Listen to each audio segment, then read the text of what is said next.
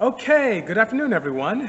Hope you're experiencing a pleasant Tuesday, and hope you're staying safe no matter where you are in the world or in the country. So I hope everything is good with all of you. I'm here at the facility with my wonderful team that I can do nothing without.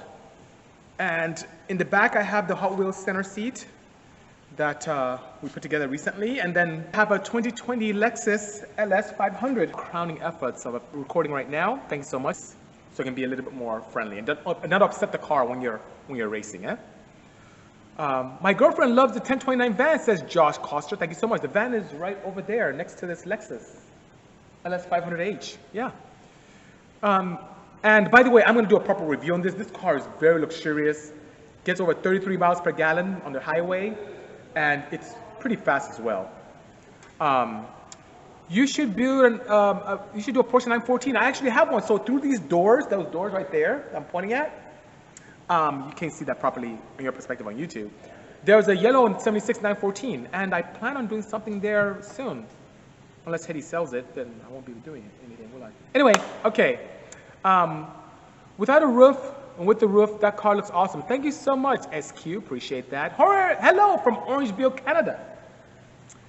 Cool video. Love the cars. I had a 911 76 Turbo. Yours is gorgeous. Thank you so much for the kind words. I like the 76s. Those are nice years, particularly because they have a galvanized chassis. They're not as susceptible to rust, especially in your area if you have any type of snow. With the AEM purpose-built motors, can you set boost levels per gear selected as well? Yes. So here's the cool thing about the AEM Infinity. When you look at the boost table, you have quite a few parameters that you can assign for both your X and Y axis. So here's some of the things I've done. I've done boost per gear. I've done boost based upon air temp. So if the air temp gets really, really high, you have the opportunity to pull back boost. I've done boost by speed. You can do that. I've done boost by throttle position, because imagine road racing, right? And let's say you have 30 PSI where you're making a lot of power. But what if you're in a corner and you're at, let's say, third gear and you're at 30 PSI? Do you really want 30 PSI in third gear in partial throttle? Maybe not. So you can reduce that based upon that throttle. So you can do all these different inputs. I've done boost based upon ethanol content. And how does that help me? Forgive me, a truck just went by. If you have a vehicle that's on flex fuel, you may, on a safety perspective, make X amount of power on 91 octane.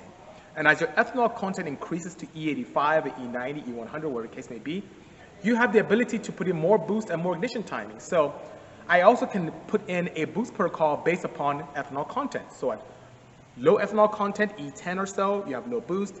As your ethanol content goes up, automatically, unbeknownst to you, the boost increases and your car is faster and faster and faster. So long answer to a short question, but yes, you can. Dealing say, I probably missed it, but why can't you remove the roof on the gold center seat? I can remove it on all of them. So the gold one, the black one, and also the red one, Dealing, you can remove it. As a matter of fact, the roof is right over there. It's carbon fiber, pretty lightweight, and it allows the opportunity, like right now I'm playing with the car, tuning in and setting things up, the suspension, all that good stuff. It makes it much easier and accessible to do all our work. And then you can put it on and it looks from a very small distance like a Cayman, because the plug was pulled from a Cayman roof. So hope that helps. Tuesday with BC. Yes, Friday, Craig. Good seeing you. Aden Good from the UK. Hope you're well. Do you have any experience with the Saab engines, the V20V to the V60? No, I have not. I've not played. Saab is not a very popular marquee here. Duran's being naughty here. And so that being said, no, I have not. My pleasure indeed, purpose-built motors. Would you do an engine with me? Not fuel, not electric, magnetic? It depends. DM me and tell me what you have in mind. I love projects that are a little bit far left. Looks like a really cool Zen toy. Yes, but it's not. It's something that was made here, and that doesn't see, I wouldn't put that on the roof on a factory set up to drive around in the rain, because it's ideal for race cars. Very thin, very lightweight, and is not there to put out, I would say, elements from your car. It's for a race car. It's pretty cool. Bullock is saying, hello, love your work, bro. Do you guys offer some kind of internships? Yes, we do. So send me information like a resume to lablab@bisimoto.com. If you have what it takes, then you can join our team in an internship capacity. Hello, Daniel Doyle. Good afternoon. Good seeing you. Who makes the cave and roofs? We do. We have our own guy that does our glass work for us. Tony, very good, talented chap. And he does all the composer work for us. Magnetic field, expand, attract. I understand. So it may be something similar to what you can see on certain rails. So I understand that indeed. So when is Lexus getting a set of twin turbos? So I think good. Let's talk about that. So I'm going to do a review probably tomorrow next on the LS right here, V8 hybrid. So it has a petrol side, which is cool, and it has an EV side, which I like, and it's extremely luxurious. And I think it gets up. So we'll talk about that. I'll do a proper review on it and let you guys know when I'm done. Yes, it's a new Lexus, 2020 LS500H. Pretty cool indeed. No rails. No, I'm talking about the technology that exists in certain rails, not that the car has to drive on rails. Can you explain your boost ethanol by gear method again? I came a little late in explanation. No problem. So I'll tell you how I typically do it. The right way to do it is to have the vehicle in question on the dyno, have it completely on regular petrol. In this case, in California, it's like E10. Tune the car properly. You can increase the boost to the point where you can get to the knock limit of the fuel. You stop there. Okay. So let's say I'm going to use very arbitrary numbers. Let's say 10 psi on a certain turbo, on a certain corner dyno is where your knock limit is. Then you can add ethanol. And what you do when you add ethanol, you drain as much petrol as you can. You'll get something close to like an E50 or so because you always have that remnant stuff in there, and you go ahead and tune that. And then when you tune that E50, E45, whatever the case may be, you'll get to the knock limit of that. Let's say it's 15 psi. Then you drain that out and you put in as much E85 or E100, whatever your top fuel is. And that's, let's say, E85. You tune for that and you get to a point where you have your max power. You can now interpolate and draw a chart in the AEM Infinity that is boost based after your fuel and ignition tables are calibrated for flex fuel. And when you do that, you can now set up in your boost table 10 psi for E10, 15 psi for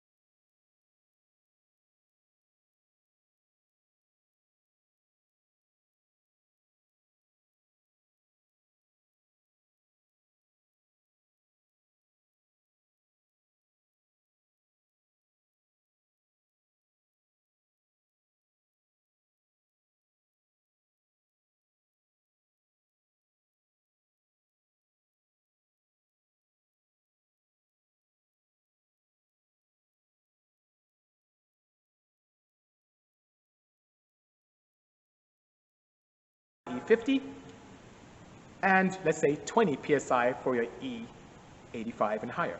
So what will happen is whenever you have any combination or in between those 3 points, the ECU will give the appropriate boost to keep your engine safe.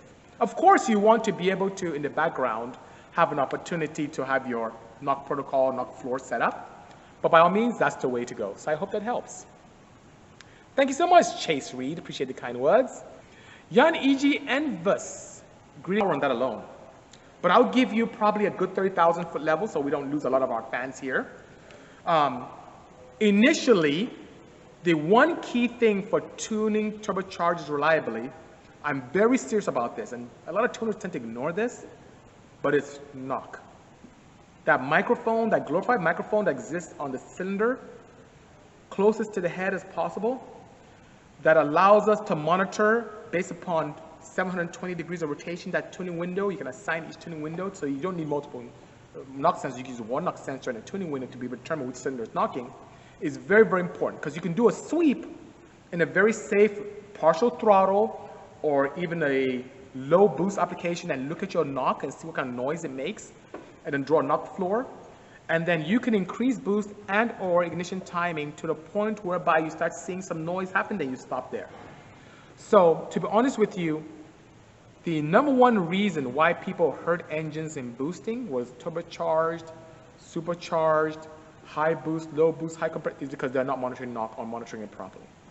So my process for reliably and optimally tuning a turbocharged application is to pay a lot of attention to the noise that's generated by the pistons inside the cylinder sleeve. Very, very important. When they start rattling and knocking, it's time to back off. And that's just on the tuning perspective. Knowing your components, and you know, I have a lot of problems with this with my Sport Compact brothers.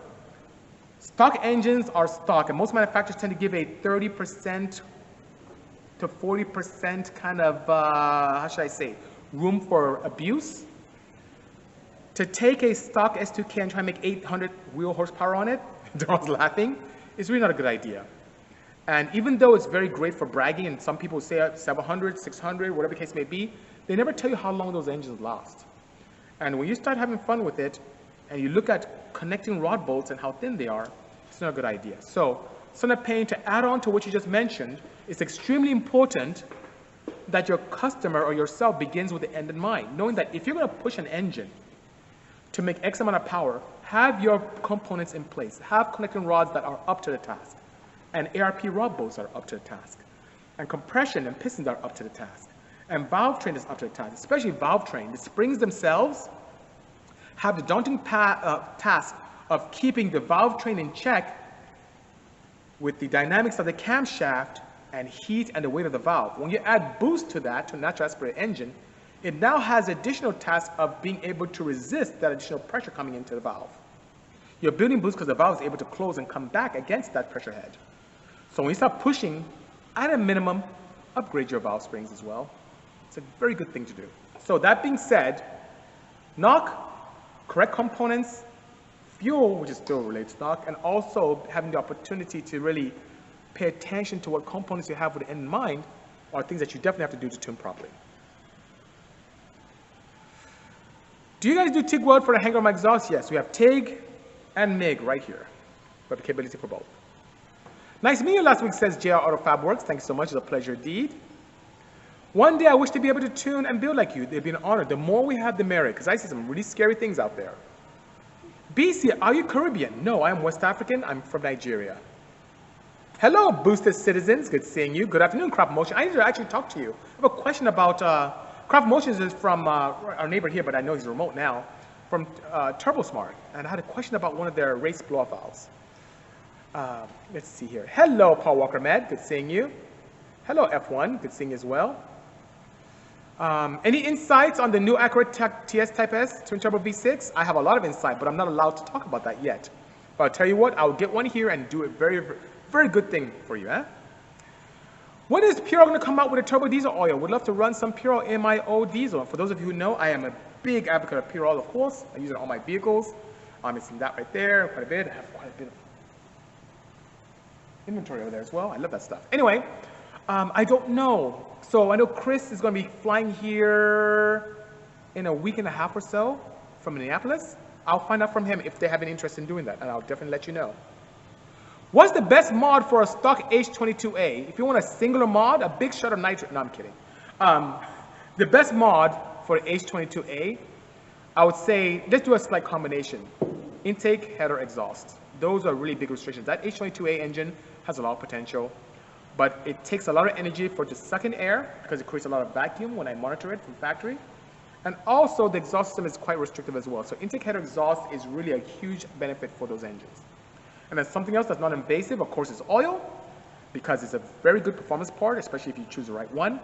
And we've seen some close to double-digit gains in power when you do switch over to pure oil. And then tuning, of course, very key. Honda is very conservative with the H22 setup. That P13 ECU has a lot of opportunity for improvement. So a good tune from a reputable facility will help you tremendously. Panserson, good seeing you. I hope you and your family are well and staying safe. Yes, we are, and I hope you are doing the same thing as well. Still after the Hot Wheels Honda Odyssey and the Advan NSX GT3, hard luck here. I know it's so hard, and you know I made the same mistake-ish, so don't feel bad. Even though they made the Hot Wheel of my own band, I was giving them away like hotcakes, didn't care, because I thought I could get more. I had no idea they were limited. And the two ones you mentioned, the GT3 with Bisimoto and the Odyssey, are both limited edition. I feel really bad. Hopefully they make another batch of those. I'll be very, very, very happy and be very miserly with mine in the future, you know? Your suspension is up to the task. That's really a random statement that I don't know how to address that.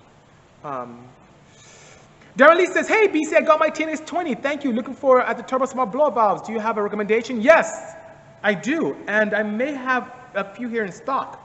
So Darren, hit me up on Instagram again, on DM, and I'll see what I can do to help you out. You know I'm always here to help.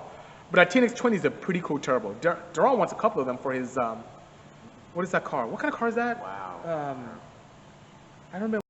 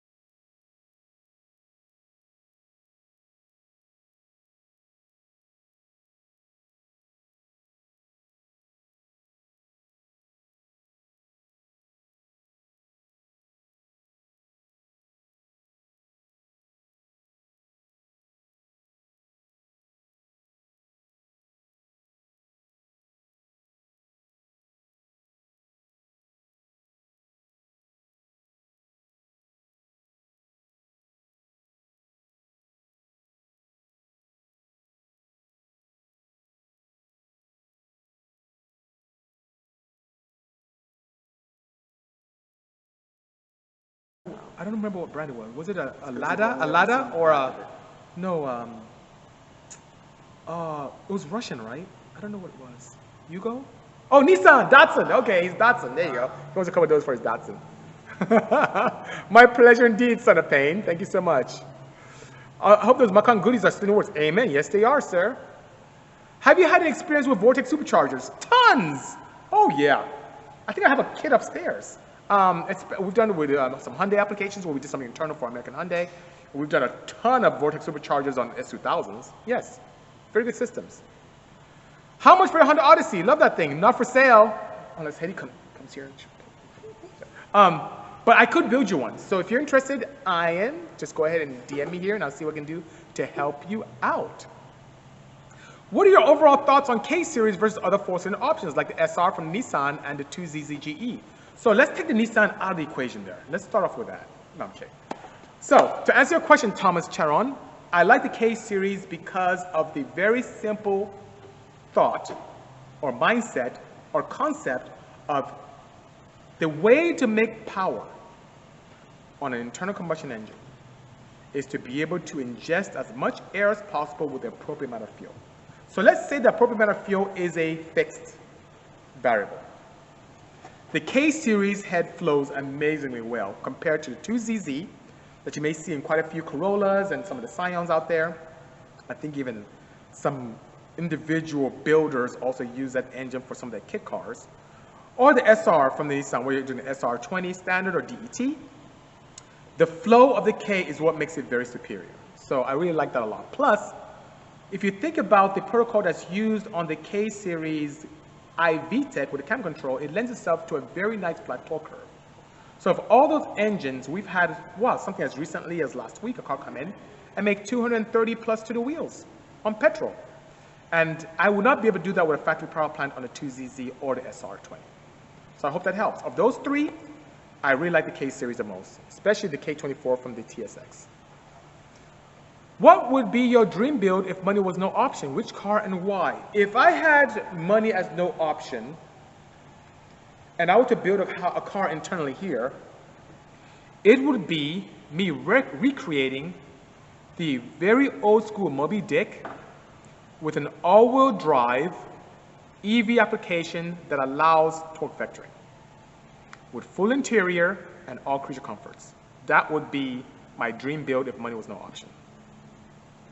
SoCal Datsun. I'm sure Jerome likes your screen name there. I'm messing with him today a lot too, huh? Stay safe as well, my good friend Scott from TFT Performance. What's up, All Smith? Good seeing you as well. I love bro. Thank you as well, Ram. I appreciate the kind words. Hello, Ozzy Patina.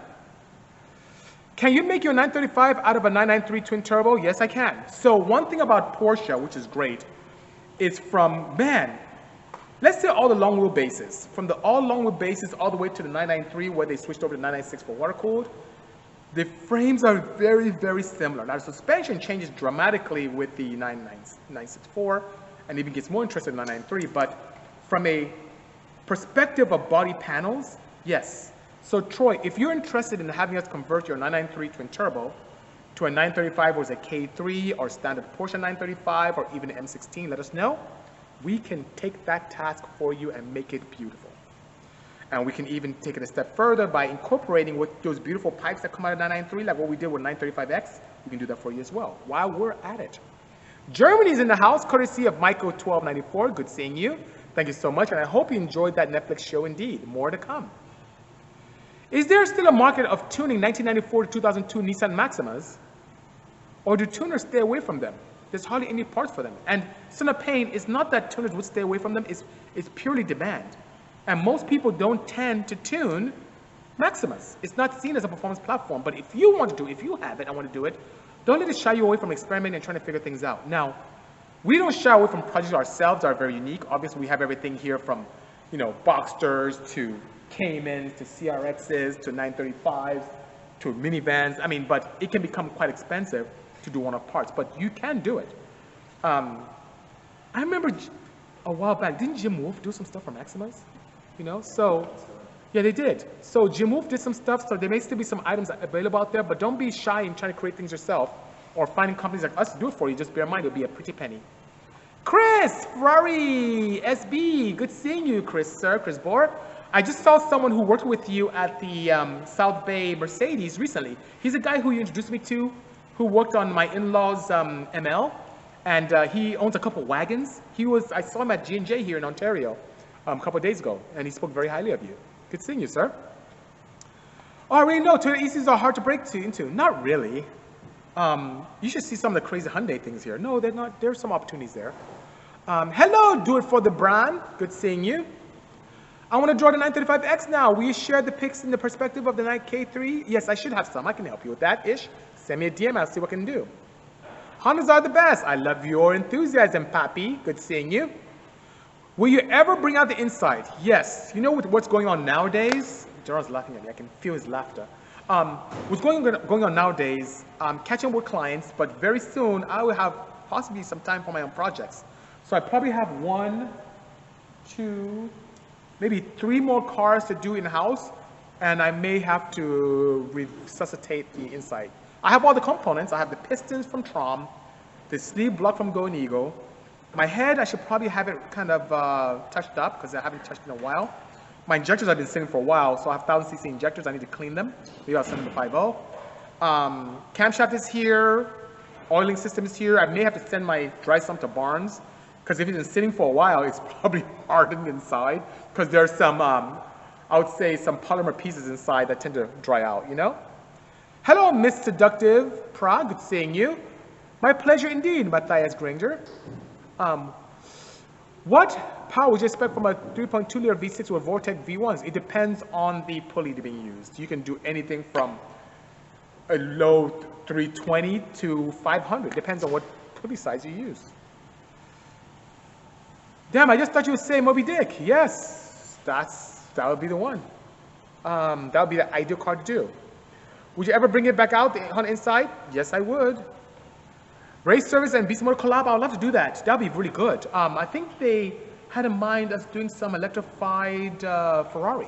That'd be a pretty cool project, right? What's the blue car behind me? Great question, Kyle, Steve Morrow. You must have just come in a moment ago. So behind me, I'm going to turn this around slightly for those of you on Instagram, is a 2020 Lexus LS500H. So it has 354 horsepower. It's very, very luxurious. It's a hybrid setup, gets 33 miles per gallon highway, 28 around the city. And I'm going to do a proper review on it and put it on our YouTube page. So I'll give you guys some reminders here, but if you haven't subscribed already on the Bisimoto YouTube page, go and do it post haste.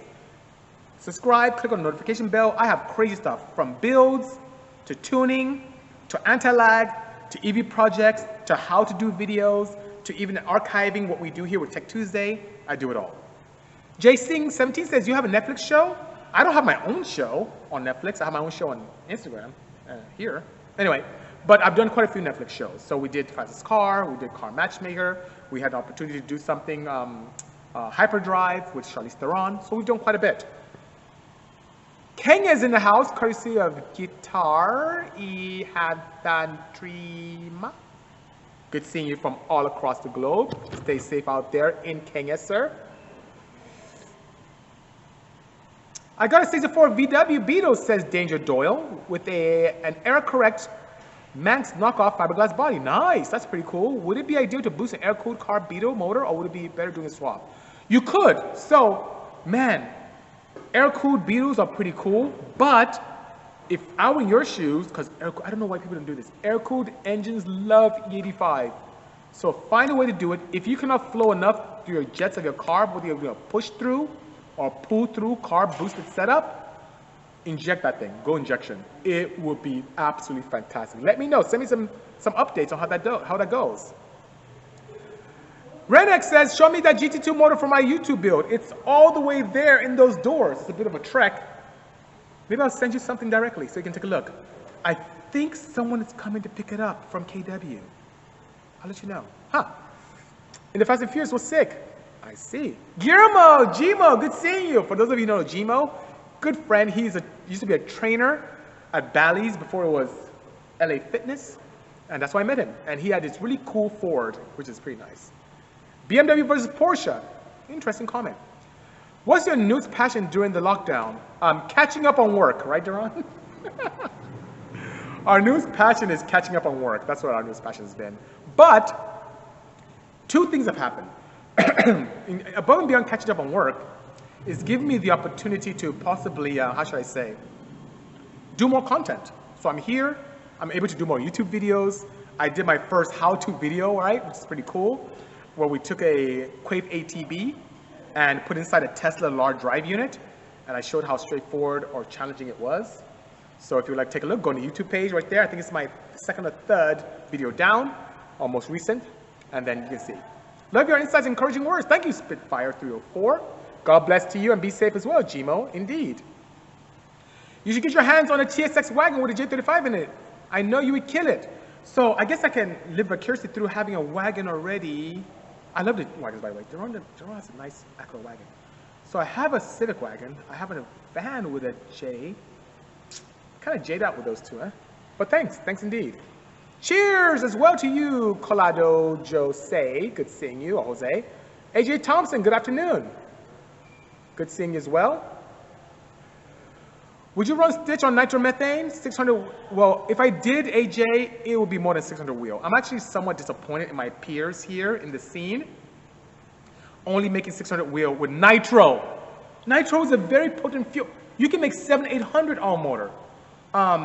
That is not a challenge for me. To be able to, nitromethane it's crazy. It's a crazy fuel. You can do more than that. So if I brought the inside out again, it'll probably just be on E85 or M5.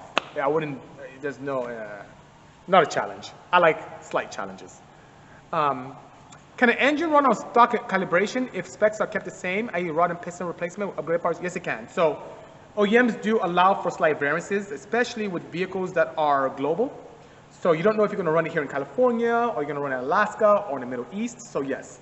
So for example, if you have a standard Mercedes-Benz, with its factory ECU, and you just kind of upgrade the pistons and rods to something that is within factory spec and tolerances, even if you want slightly larger, but keep the static compression the same, you can use the factory ECU without one. Break it in and have some fun. And use some pure braking oil and fill with your regular fill when you're done. Should be good. Are you going to develop a tune for that Lexus? The OEM Lexus won't let me modify their cars. So what I'm going to do is have some fun with this and share with you my experience indeed. How much power do you think an NA2JZ with stock internals will take? Now, are you talking about natural aspirator or are you talking about boost? Give me a little bit more mindset or information here. Hello, Carlos. Hey, can you tune a Lexus 300H? I don't have the hardware for that yet. Plans for the Lexus, Kyle, is to be able to do a nice review, drive it for about a week, see what's going on with it, and maybe explore if there are any tuning opportunities for it.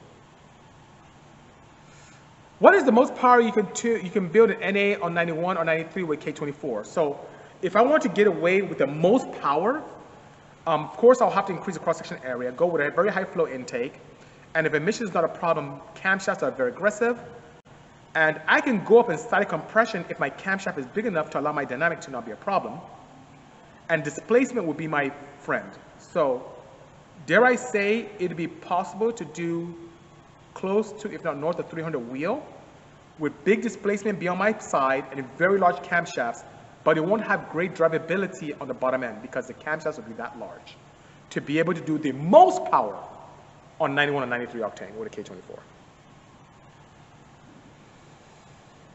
Long time, bro. I remember some of your first builds. What's the status on the Monster van? So the van is right there. Forgive me those on YouTube, but the van is right there. And plans are this, and it depends on my partners. I keep hearing these rumors of another channel of guys who is building a minivan calling me out, and if that's true, we would have to do some slight modifications to the chassis and the powertrain to make a very exciting call-out scenario happen. So, if that is not the case, then the van will sit as is. What's a good setup for a single cam Honda build? NA or boosted? Because if you're going NA, I love the A6. If you're going boost, I love the Z6. Sorry about the noise in the background. I think that's Fabian yelling back there. I'm sorry about that, guys. Any footage of your half-mile run? You've got lots of haters with that post. Which posts? I get haters all the time. I get haters with this. But if you go on my YouTube page, you'll see tons of videos of what we ran with No Fly Zone, both in Shafter and also in Arizona. This quarantine is helping us creators to work more. I'm like the makings of 3D renders every day. I'm sure, yes, it does. With the quarantine, can you do more live days? I could. At AMG'd Up, if you'd like me to, let me know. I'll be more than happy to. Spoken Washington is in the house. Love what you are doing. Keep up the great work. Thank you, Firebrick. Appreciate that indeed. Oh, I'm missing so many good questions here.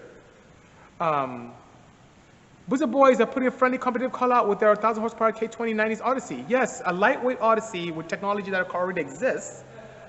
I haven't heard them call me out, but if they do, I will accept.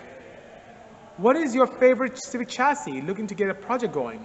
I like the new, honestly, I like the new FK8s. That's what, it's become my favorite right now. And if not FK8, EF, because they're lightweight and old school. 5,000 horsepower Porsche, is it possible?